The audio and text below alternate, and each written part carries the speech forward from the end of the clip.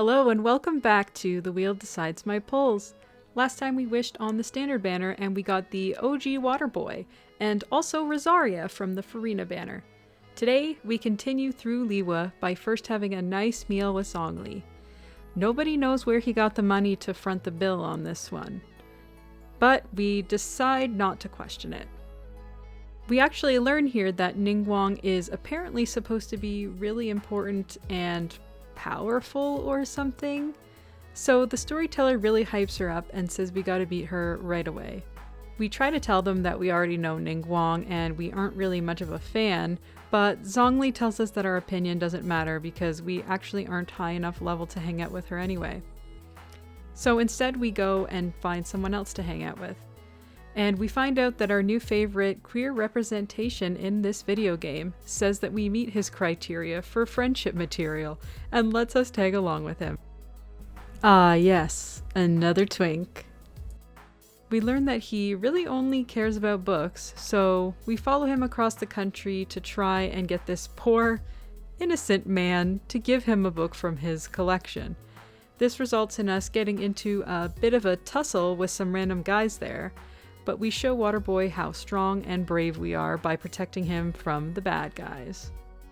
Next, I spent an absurd amount of time trying to figure out which mining carts I haven't checked.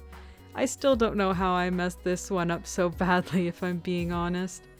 But eventually I gather all my strength to figure it out and return back to this poor, defenseless man to let him know, I guess. Kind of wasn't paying attention as to why I was doing this in the first place, but here we are. Next, Waterboy wants to repay the kindness by showing off his combat skills, but we end up just taking over anyway. And finally, we return back to this guy, and yay! It's a happy ending, and we saved his livelihood or something. Now the next thing I do may be quite shocking. Here is your warning if you want to escape before we endure the most taxing and horrific parts of this video game. Alright, you've been warned. Next we enter Dragonspine. We really had nothing better to do at this point and wanted to get hanging out with Ningguang over with, so we bit the bullet and started exploring. I did a few puzzles here, including unlocking the Frost-bearing tree and the Statue of the Seven. I started the Pillars quest, but then I got stuck after accidentally wasting one of the Scarlet Quartzes and found that for some reason it didn't respawn. So I kinda soft-locked myself on this one.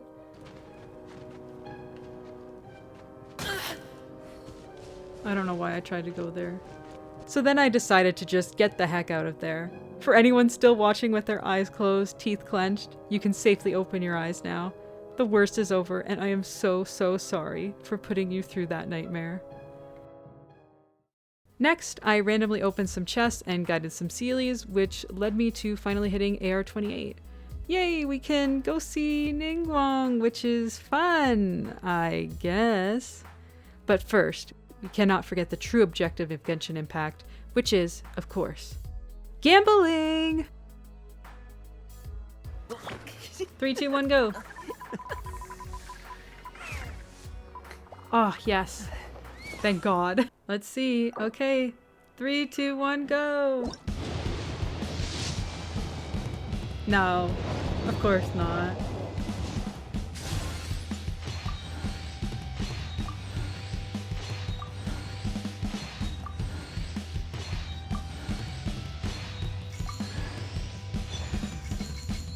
Oh, if that's the only 4-star, I'm gonna be mad. No! That sucks! No! Wait. That just goes to show you how much luck I have. But do I have enough to buy more of these? No! What? No! Who am I gonna use that for? After crying over the gacha, we finally head to Ningguang's place. She invited us for a sleepover, but regretted to inform us that her house was literally in the sky. So we try to figure out the best way to get there. without cheating on the challenge rules, of course. So maybe if everybody just closes their eyes real quick, nothing's gonna happen. You're not gonna miss anything, I promise. Just what will we come across this? Everybody look away. Oh my goodness. Wait, did something happen? Everybody keep your eyes closed. I'll start my warm. Oh look! Oh no. I actually need to keep the character out. I thought I could be sneaky. Oh my gosh, what? After not selling my challenge rules out for the sake of continuing the story, we finally get a better view of Ningguang's house, but it's still pretty far out. So we think of a new plan. We visit the Hater Locator 5000 to help us get an even better view. But the Millilith are there and say that this device is for hater tracking only. So we decide to defeat them in a duel to show them who's boss. After we kick their butts, the best unofficial official cat girl shows up and tells us that we're a bunch of dumb poopy heads and gives us the proper directions to get to Ningguang's house. Ningguang is definitely playing hard to get here, as when we arrive, her chauffeur is making us answer his riddles 3 before he takes us to her house. When we finally get there, Ningguang plays along and pretends this is the first time we have ever met and that we don't already know each other quite well already. She then invites us inside for a pillow fight, and when she's not looking, we take a sneak peek at her diary and find out that she has a crush on Beto? After catching us in the act, she says that the only way she will ever forgive us is to go hunt down some Fatutus and bring back their heads on a silver platter to show our loyalty to her. So after we take care of the Fatutus, we take a pit stop on the way back and we see Zhongli chilling by himself with no babysitter in sight. We let him know what happened at the sleepover, and he becomes so jealous that he didn't get invited that he, like Barbara, says this is something to sing about. After that, we escort Zhongli back to the city since it wouldn't be appropriate for him to be out in the middle of nowhere on his own. We ask the Fatui agent at the gates where Child is. After all, he is Zhongli's babysitter, and we need to give him a piece of our mind. And we also miss him so dearly, so that's another motivation, I guess. The Fatui agent accidentally lets it slip out that Child is doing something suspicious, so we go to investigate. When we show up at the Golden House, Child expresses how jealous he is of how well we are getting along with all of his friends. So he wants to fight. Being that we are desperate for Child's love and affection, we play along and go along with his silly little games. But when he loses, he throws a tantrum and puts on a really weird costume. At this point, we're not even sure what game we're playing anymore. So we beat him up once again, and this time he gets really mad and says he's going to use these pieces of paper to release a giant sea monster or something. All because he didn't get his way. So who's the real Child here? Child. So we have to team up with the talking animals and Ningguang, I guess, to deal with the giant sea monster threatening to destroy the balance of life and death over Liyue Harbor, while the citizens run for their lives. With all our powers combined, we say bye-bye to the sea monster and sacrifice Ningguang's crib in the process. Guess the next sleepover will be in my teapot. Once everything has calmed down a little, we suddenly remember that Zhongli still doesn't have his babysitter with him.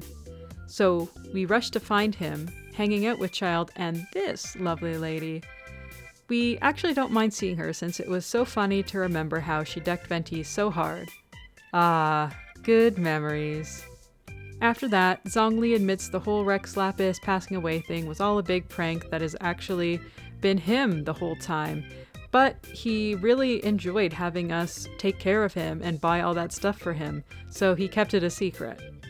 Very funny, Zhongli. You got us good there. So after all that, we reconvene with everyone and say our goodbyes before confronting Zhongli one last time. This is where he admits he's a tired old man and just wants a vacation. So we tell him he's old enough now to live his life without a babysitter. He appreciated the sentiment, but still tells us that even if we think about leaving, we are sorely mistaken. Because, of course, we are not a high enough level to hang out with any of our Inazuma bros. So that concludes our adventure for the day, but not before we spin the wheel! And we're doing 2 10 pulls, so buckle up.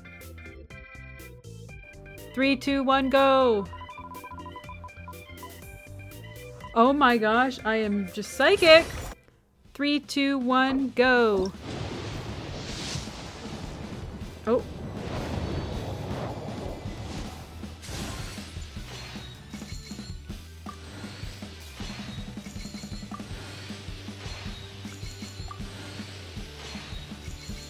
What will it be?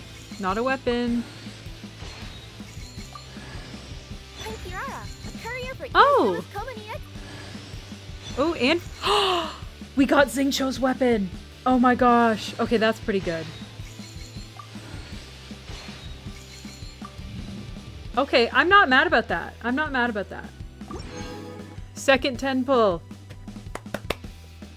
Sucks that we're using our primos for this on the standard banner, but here we go. 3, 2, 1, go! Oh, I thought that was a 5-star.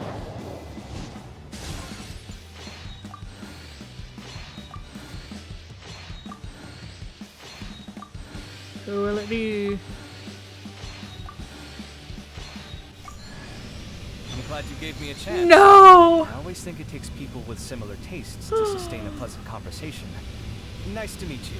Oh, I'm Cobbin, no. an architect.